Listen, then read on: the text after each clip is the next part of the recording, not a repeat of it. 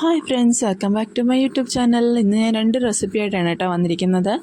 അപ്പം നമുക്ക് കുറച്ച് കാന്താരി പറിച്ചെടുക്കാം. നിങ്ങളിവിടെ എങ്ങനെ ഇതിനെ പറയുന്നത്? ഇവിടെ ചീനമുളകോ അങ്ങനെ മറ്റോ കേട്ടോ പറയുന്നത്. ഞങ്ങൾ കാന്താരി എന്ന് തന്നെ പറയുന്നത്. ഇവിടെ ഈ വീടിൻ്റെ മുറ്റത്ത് കുറേ കാന്താരിയുടെ ചെടികൾ നിൽപ്പുണ്ട് കേട്ടോ. കുറേയൊക്കെ അമ്മ നട്ട് വളർത്തിയതും കുറേയൊക്കെ തന്നെത്താൻ പിടിച്ചു വന്നതാണ് കേട്ടോ. എന്നാലും എല്ലാത്തിനകത്തൊന്നും മുളകില്ല. ഇതിപ്പോൾ അമ്മ നട്ട് വളർത്തിയതാണ്. ആ വെള്ളമുളക് ഒരുപാട് എരിയുള്ള മുളകല്ല കേട്ടോ ഇത്. ഇവിടുത്തെ പച്ച കളറിലെ മുളകിനാണ് നല്ല എരി. ഇതിന് വലിയ എരിയൊന്നും ഇല്ല. പിന്നെ ഇവിടെ എല്ലാവർക്കും കാന്താരിയോട് വലിയ ക്രേസും സംഭവമൊന്നും ഇല്ല കേട്ടോ. എനിക്ക് മാത്രമേ ഉള്ളൂ തോന്നുന്നു. പിന്നെ അമ്മയും കഴിക്കും. പിന്നെ കഴിക്കുന്ന അനിയനാണ്. വേറെ ആരും അങ്ങനെ കാന്താരി കഴിക്കുന്ന ആരും ഇല്ല കേട്ടോ. അത്രയും എരിവുള്ള കാന്താരി. ഇതിന് എരിവില്ലാത്തതുകൊണ്ട് കുഴപ്പമില്ല. എരിവുള്ള കാന്താരികളൊന്നും കഴിക്കുന്ന ആൾക്കാരൊന്നും ഇല്ല ഇവിടെ, ഞങ്ങളൊഴികെ. എനിക്കാണെങ്കിൽ ചമ്മന്തിയൊക്കെ അരച്ച് കഴിക്കാനൊക്കെ ഭയങ്കര ഇഷ്ടമാണ്. എൻ്റെ വീട്ടിലാണെങ്കിൽ അച്ഛന് കാന്താരി എന്ന് പറഞ്ഞാൽ ഭയങ്കര ഇഷ്ടമാണ് കേട്ടോ. അച്ഛന് കാന്താരി ഇട്ട് ചമ്മന്തി അരച്ച് കൊടുക്കുകയാണെങ്കിൽ അച്ഛൻ ആ ചോറ് കഴിക്കാൻ അത് മാത്രം മതി. കാന്താരി ചമ്മന്തി അല്ലെങ്കിൽ ഉണ്ടമുളക് അങ്ങനെയുള്ള സംഭവങ്ങളെല്ലാം അച്ഛനും ചേട്ടനും ഒക്കെ ഭയങ്കര ഇഷ്ടമാണ്. ആ ക്രേസാന്ന് തോന്നുന്നു എനിക്ക് കിട്ടിയേക്കുന്നത്. അത് ഇവിടെ ആർക്കും ഇല്ല. പിന്നെ കാന്താരി കഴിക്കുന്നത് നല്ലതാണ് കേട്ടോ. കൊളസ്ട്രോൾ ഉള്ളവർക്കും പ്രഷറുള്ളവർക്കും ഒക്കെ കാന്താരി കഴിക്കുന്ന ആരോഗ്യത്തിന് നല്ലതാണ്. പിന്നെ ഒരു കാര്യം എന്ന് പറഞ്ഞാൽ കാന്താരി കഴിച്ചു കഴിഞ്ഞാൽ പിന്നെ നല്ല വെള്ളം കുടിക്കണം. വെള്ളം കുടിക്കാതിരുന്നാൽ ഇത് മൂത്രക്കടച്ചിൽ അങ്ങനെ സംഭവങ്ങളൊക്കെ ഉണ്ടാകും കേട്ടോ. കാന്താരി കഴിക്കുന്നത് പ്രത്യേകം ശ്രദ്ധിക്കേണ്ടത് അത് തന്നെ. നല്ല പോലെ വെള്ളം കുടിക്കുക. അപ്പം നമുക്ക് ഈ കാന്താരി എല്ലാം കൂടെ വെച്ചിട്ട് ഒരു രസം ഉണ്ടാക്കാം. കാന്താരി രസം ഉണ്ടാക്കും. കുറേ നാളുകൊണ്ട് ഞാൻ കരുതിയിരുന്നു കേട്ടോ. അപ്പം ഞാൻ ഇഞ്ചിയും വെളുത്തുള്ളി എടുത്തിട്ടുണ്ട്. അത് നല്ലപോലെ നമുക്ക് ഇതിനകത്തിട്ടൊന്ന് ചതച്ചെടുക്കാം. ഒരുപാട് ചതയുണ്ട് കേട്ടോ. ജസ്റ്റ് അതിനെ ഒന്ന് ഇതാക്കി എടുക്കാന്നേ ഉള്ളൂ. അല്ലാതെ മിക്സിക്കകത്ത് വെച്ച് അരയ്ക്കുന്ന പോലെ അരഞ്ഞെടുക്കണ്ട കേട്ടോ. പലയിടത്തും പല രീതിയിൽ രസം വെക്കും. അതുപോലെ നമ്മൾ തന്നെ കാന്താരി ഇല്ലാതെ വേറെ അല്ലാത്ത രീതിയിൽ തക്കാളിക്കായിട്ട് രസം വെക്കാറുണ്ട് കേട്ടോ. ഇതൊരു ഡിഫറെൻറ്റ് വേയാണ്. ഇത് നിങ്ങൾ കാന്താരിയൊക്കെ ഉള്ളവരൊന്ന് ട്രൈ ചെയ്ത് നോക്കുക കേട്ടോ. എല്ലാവർക്കും ഉണ്ടാക്കാൻ പറ്റുന്ന വലിയ മെനക്കോടൊന്നും ഇല്ലാത്ത ഈസി ആയിട്ടുള്ളൊരു രസത്തിൻ്റെ റെസിപ്പി കേട്ടോ ഞാനിപ്പം കാണിക്കാൻ പോകുന്നത്. അപ്പോൾ നമുക്ക് ഇഞ്ചിയും വെളുത്തുള്ളിയും എല്ലാം ചതച്ചെടുത്തത് അങ്ങോട്ട് മാറ്റി വെക്കാം. എൻ്റെ തക്കാളി ചെറുക്കൻ ഇവിടെ മൂളിക്കൊണ്ടിരിക്കുക കേട്ടോ. അത് ആ സൗണ്ടിനകത്തൊരു ഡിസ്റ്റർബൻസ് വന്നേക്കുന്നത്. അപ്പം നമ്മൾ പറിച്ച കാന്താരിയൊക്കെ ഒന്ന് കഴുകിയിട്ട് എടുത്ത് മാറ്റി വെക്കാം. അതുപോലെ തന്നെ പുളി നമുക്ക് എടുത്ത് വെക്കണം കേട്ടോ. രസത്തിന് ആവശ്യമുള്ള പുളി ഞാനൊരു നെല്ലിക്കയുടെ അത്ര വലിപ്പത്തിലുള്ള പുളി എടുത്തേക്കുന്നത്. ഓരോ പുളിയുടെയും പുളി അനുസരിച്ച് വേണം നമ്മൾ എടുക്കാൻ. നല്ലപോലെ ഒന്ന് ഞെരടി അതിൻ്റെ സത്തെല്ലാം പിഴിഞ്ഞെടുക്കാം. പിന്നെ എളുപ്പം അതിനകത്തുനിന്ന് പുളി ഇറങ്ങാൻ വേണ്ടിയിട്ട് നമുക്ക് കുറച്ച് ഉപ്പിട്ടിട്ട് ഒന്ന് നല്ലപോലെ ഞെരടി പിഴിഞ്ഞ് എടുക്കാം കേട്ടോ.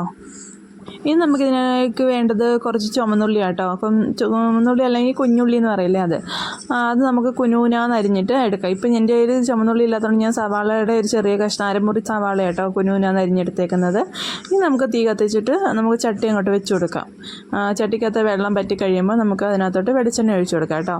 ഇവിടെ തണുപ്പായതുകൊണ്ട് ആ വെളിച്ചെണ്ണ കട്ടിയായിട്ടിരിക്കുന്നത് കേട്ടോ. മഴയുണ്ട്, മഴയുടെ ആ തണുപ്പ് കാരണം ഇനി ആ വെളിച്ചെണ്ണയൊന്ന് ചൂടായി വരട്ടെ. ചൂടായി വരുമ്പോൾ അതിനകത്തോട്ട് നമുക്ക് കടുവും ഉലുവയും ഇട്ട് കൊടുക്കാം. പിന്നെ ഞാൻ എപ്പോഴും പറയാറുള്ള പോലെ തന്നെ നമുക്ക് ഉലുവ ഇങ്ങനെ ഇട്ടില്ലെങ്കിൽ ഉലുവപ്പൊടിയാക്കി എടുത്താൽ മതി കേട്ടോ. എനിക്കുള്ള ഉലുവ പൊടിക്കാനുള്ള മടിക്കാൻ ഞാൻ ഉലുവ പൊടിക്കാതിരിക്കുന്നത്. അപ്പോൾ ഉലുവപ്പൊടി പൊടിച്ച് വെച്ചേക്കുന്നവരാണെങ്കിൽ നമ്മൾ കറിക്കകത്തോട്ട് കുറച്ച് ഉലുവപ്പൊടി ചേർത്ത് ഇട്ട് കൊടുത്താൽ മതി. അല്ലാതെ ഇങ്ങനെ പൊട്ടിക്കാൻ നിൽക്കേണ്ട കേട്ടോ. അപ്പോൾ നമുക്ക് കടുവും ഉലുവ ഇട്ട് കൊടുത്തിട്ട് അത് നല്ലപോലെ പൊട്ടട്ടെ.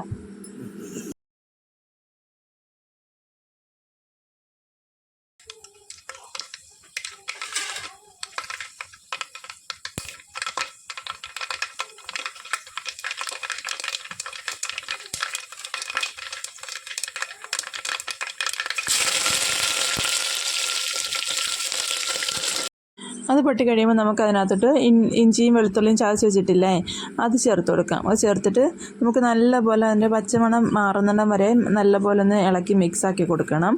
അത് ഇളക്കി മിക്സാക്കിയ ശേഷം നമ്മൾ അരിഞ്ഞ് വെച്ചിട്ടില്ലേ ഉള്ളി, ആ ഉള്ളിയും കൂടെ അതിനകത്തോട്ട് ഇട്ട് കൊടുക്കാം കേട്ടോ.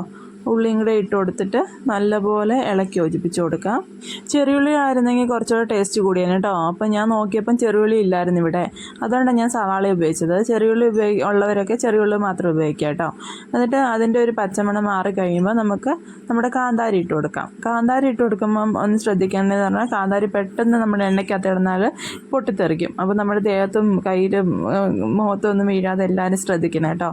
അപ്പോൾ കാന്താരി ഇട്ട് കഴിഞ്ഞാൽ എന്ത് ചെയ്യണമെന്നാൽ നമ്മൾ ഒന്ന് അടച്ചു വെച്ചിട്ട് അതെല്ലാം ഒന്ന് പൊട്ടിക്കഴിയുന്നിടം വരെ ഒന്ന് വെയിറ്റ് ചെയ്യണം കേട്ടോ. അടച്ചു വെച്ച് ഒന്ന് അത് എണ്ണയ്ക്കകത്ത് പിടിച്ചൊന്ന് വരണ്ട് വരട്ടെ. ഞാൻ കാന്താരിയൊക്കെ ഇട്ട് ഒന്ന് ഇളക്കിയിട്ട് ഒന്ന് അടച്ചു വെച്ച് കൊടുത്തിട്ടുണ്ടായിരുന്നു കേട്ടോ. അതുകൊണ്ടല്ലേ അടപ്പ് തുറന്ന് നോക്കിയപ്പോൾ നല്ല പോലെ ആയിട്ടുണ്ട്. അതെല്ലാം ഒന്ന് പൊട്ടി ഇതാകിയിട്ടുണ്ട് കേട്ടോ കുറച്ചൊക്കെ. ഇനി നമുക്കതൊന്ന് ഇളക്കിയിട്ട് അതിനകത്തോട്ട് ഇനി നമുക്ക് പൊടികളെല്ലാം ഇട്ട് കൊടുക്കണം. നമ്മുടെ ഉള്ളിയൊക്കെയാണ് മൂത്ത് കിടക്കുന്നത് കേട്ടോ. ഉള്ളിയൊക്കെ നല്ലപോലെ മൂത്തിട്ടുണ്ട്. ഇനി നമുക്ക് അതിനകത്തോട്ട് മഞ്ഞൾപ്പൊടി, മല്ലിപ്പൊടി, പിന്നെ കുരുമുളക് പൊടി ഇട്ട് കൊടുത്തിട്ടുണ്ട്. ഞാൻ മുളക് പൊടി ചെറിയൊരു കളർ വേണ്ടവർക്ക് വേണമെങ്കിൽ കുറച്ച് ചെറുതായിട്ടൊരു കളറിന് വേണ്ടിയിട്ട് മാത്രം മുളക് പൊടി ഇട്ട് കൊടുക്കാം. ഞാൻ ഇവിടെ കാന്താരി ഉള്ളതുകൊണ്ട് മാത്രം നമ്മുടെ മുളക് പൊടി ഇട്ട് കൊടുക്കുന്നില്ല. അപ്പോൾ ആവശ്യത്തിന് കുരുമുളകും മല്ലിപ്പൊടിയും മഞ്ഞൾപ്പൊടിയും മാത്രം ഇട്ടിട്ട് നല്ലപോലെ ഒന്ന് മിക്സ് ചെയ്തിട്ട് അതിനകത്തോട്ട് നമ്മൾ പുളി പിഴിഞ്ഞ് വെച്ചിട്ടില്ലേ, ആ പുളി പിഴിഞ്ഞ വെള്ളം കൂടെ ഒഴിച്ചിട്ട് എടുക്കാം. ഇനി നമുക്ക് കറി എത്ര വേണോ അതിനനുസരിച്ചുള്ള വെള്ളം ഒഴിച്ചു കൊടുക്കാം കേട്ടോ. ഞാൻ സാധാ വെള്ളം തന്നെ ഒഴിച്ചു കൊടുക്കാം. ചൂടുവെള്ളം ഒഴിക്കേണ്ടവർക്ക് ചൂടുവെള്ളം ഒഴിക്കാം. ഇതിപ്പോൾ ഞാൻ പച്ചവെള്ളം തന്നെ ഒഴിച്ചെടുത്തേക്കുന്നത് കേട്ടോ. കാരണം അത് തിളയ്ക്കുമല്ലോ, എന്തായാലും നല്ല തിളച്ചിട്ട് നമ്മൾ എടുക്കത്തുള്ളൂ. അപ്പോൾ ഇനിയും അത് അടച്ചു വെച്ചിട്ട് നല്ലപോലെ ഇനിയും തിളച്ച് വരട്ടെ. പിന്നെ ഞാൻ ഉപ്പ് ഇപ്പം ചേർത്തെന്ന് പറഞ്ഞാൽ ഞാൻ നേരത്തെ പുളിക്കകത്ത് കുറച്ച് ഉപ്പ് മാത്രമേ ചേർത്തിട്ടുള്ളായിരുന്നു. അപ്പോൾ നമ്മൾ വെള്ളം ഒഴിച്ചു കൊടുത്തപ്പോൾ ആ വെള്ളത്തിന് ആവശ്യമുള്ള ഉപ്പ് ഒഴിച്ച്, പിന്നെ ഇത് കായപ്പൊടി കേട്ടോ. കായപ്പൊടി നമ്മുടെ രസത്തിന് മസ്റ്റായിട്ട് വേണ്ടത് സാധനമാണ് കായപ്പൊടി ഇല്ലെങ്കിൽ അതിൻ്റെ ടേസ്റ്റ് തന്നെ മാറിപ്പോവും. അപ്പോൾ ഒന്ന് കായം പൊടിച്ചിട്ട് കായം നമ്മുടെ വെളിച്ചെണ്ണയ്ക്കകത്ത് പൊടിച്ചിട്ട് ചേർത്ത് കൊടുക്കുക, അല്ലെങ്കിൽ ഇതുപോലെ കായപ്പൊടി ചേർത്ത് കൊടുക്കുക. പിന്നെ ഇത് ഇവിടെ മല്ലിയില കുറച്ചിരിപ്പുണ്ടായിരുന്നു, അപ്പം ഞാൻ മല്ലിയില ചേർത്ത് കൊടുത്തു കേട്ടോ. എല്ലാവർക്കും മല്ലിയുടെ ടേസ്റ്റ് ഇഷ്ടപ്പെടത്തില്ല. അപ്പോൾ മല്ലിയിലയുടെ ടേസ്റ്റ് ഇഷ്ടമുള്ളവർ മല്ലിയിലയും കൂടെ ചേർത്ത് കൊടുക്കുമ്പോൾ വേറൊരു ഫ്ലേവറാണ് കേട്ടോ. പിന്നെ ഇവിടെ കറിവേപ്പില ഇല്ലാത്തതുകൊണ്ട് കറിവേപ്പില ചേർത്ത് കൊടുക്കുക. ഞാൻ കറിവേപ്പില വേണ്ടവരെ അതും ചേർത്ത് കൊടുക്കുക കേട്ടോ. അപ്പം നല്ല പോലെ തിളച്ച് വന്നിട്ടുണ്ട്. നല്ല ടേസ്റ്റ് കേട്ടോ. അല്ലാതെ കുടിക്കാനും നമ്മൾ ചോറിൻ്റെ കൂടെ കുടിക്കാനല്ലാതെ നമ്മൾ ഗ്ലാസ്സിനകത്ത് ഒഴിച്ചിട്ട് കുടിക്കാനും നല്ല ടേസ്റ്റ്. ഇവിടെ അച്ഛനും ഏട്ടനൊക്കെ നല്ല ഇഷ്ടമാണ് കേട്ടോ. പിന്നെ പിറ്റേ ദിവസം പഴങ്കഞ്ഞി കുടിക്കാൻ ഇഷ്ടമുള്ളവർക്കാണെങ്കിൽ നല്ല കോമ്പിനേഷൻ ആട്ടോ. രസവും 2 തവി രസവും കൂട്ടിയിട്ടൊന്ന് കഴിച്ച് നോക്കാം കേട്ടോ. കുറച്ച് കുടംപുളി ഇട്ട മീനൂടാണെങ്കിൽ പിന്നെ വേറെ ഒന്നും വേണ്ട കേട്ടോ. അതിനിടയിൽ മക്കൾ ഇവിടെ പുറത്ത് കളിയായിരുന്നു. ഇത് പാത്തു കേട്ടോ അപ്പുറത്തെ.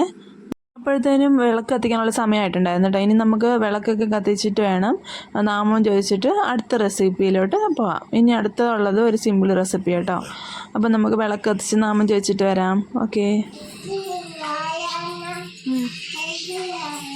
അവിടെ ഇരുന്ന് ചെല്ല്.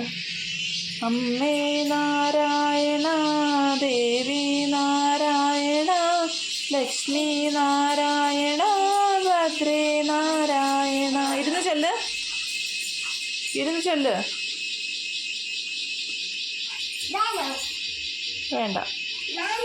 വേണ്ട.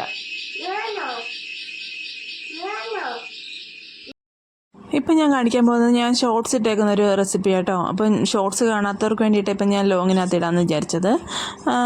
ഇപ്പം ഞാൻ കുറേ വെളുത്തുള്ളി ഒക്കെ അരിഞ്ഞെടുത്തിട്ട് വെച്ചിട്ടുണ്ട് കേട്ടോ, നമ്മൾ അച്ചാറിന് വേണ്ടിയിട്ടാണ്. അതിനിടയ്ക്ക് ഏട്ടൻ ഓഫീസിൽ നിന്ന് വന്നിട്ടുണ്ടായിരുന്നു കേട്ടോ. ഞങ്ങൾ ടി വി ആണെങ്കിൽ കേടായിട്ട് നന്നാക്കാൻ കൊടുത്തിട്ടുണ്ടായിരുന്നു, അത് വാങ്ങിച്ചിട്ട് വന്നതാണ്. അതൊക്കെ അപ്പോൾ റെഡിയാക്കാൻ ഞാനും പോയി. അത് അച്ചാറിൻ്റെ അവിടെ നമ്മൾ വെളുത്തുള്ളിയൊക്കെ അവിടെ അരിഞ്ഞ് വെച്ചിട്ട് ഞാൻ പിന്നെ ഇത് നന്നാക്കാൻ പോയി കേട്ടോ ടി വി. അതിനിടയ്ക്ക് ഇനി നമുക്ക് അച്ചാറിടാൻ വേണ്ടി പോകാം.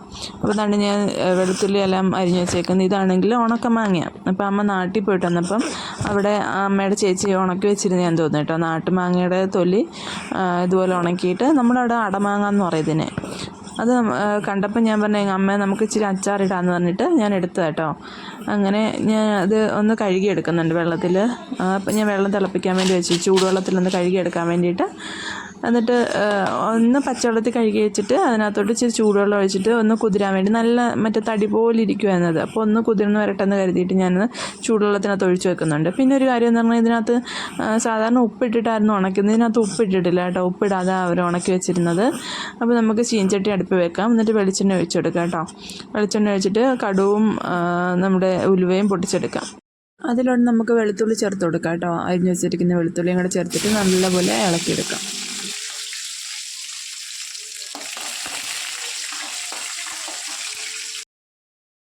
വെളുത്തുള്ളി ഒന്ന് ഇട്ടപ്പം ജസ്റ്റ് ഒന്ന് തെറിച്ചേട്ടോ, അതാണ് ഞാനൊന്ന് മാറിയത്. എന്നിട്ട് വെളുത്തുള്ളി ഒന്ന് നല്ലപോലെ വഴണ്ടി വരട്ടെ. വെളുത്തുള്ളി ഒന്ന് നല്ലപോലെ വഴണ്ടി വന്നിട്ട് നമുക്ക് അതിനകത്തോട്ട് പൊടി ഇട്ട് കൊടുക്കാം. അപ്പം ഞാൻ ആദ്യമേ മുളക് പൊടി ഇട്ട് കൊടുക്കുന്നത്. മുളക് പൊടി ഇട്ട് കൊടുത്ത് നല്ലപോലെ ഒന്ന് മൂപ്പിച്ചെടുക്കാം കേട്ടോ.